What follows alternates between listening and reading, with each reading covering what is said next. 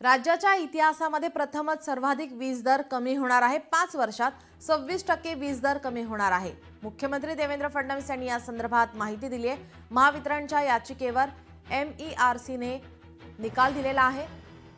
त्या निकाला संदर्भात देवेंद्र फडणवीस यांनी आभार मानलेत। महावितरणने वीज दर कमी करण्यासाठी याचिका केली होती।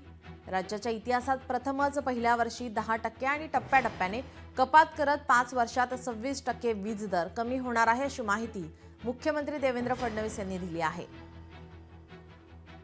महाराष्ट्र राज्य वीज नियामक आयोगाने हा निकाल दिल्यानंतर बद्दल आता देवेंद्र फडणवीस यांनी MERCचे आभारही मानले। साधारणतः पूर्वीचा काळ पाहिला तर 10% वीज दर वाढीच्या याचिका सादर व्हायच्या, पण आता राज्याच्या इतिहासात प्रथमच महावितरणने वीज दर कमी करण्यासाठी याचिका केली, असं फडणवीस म्हणाले आहेत।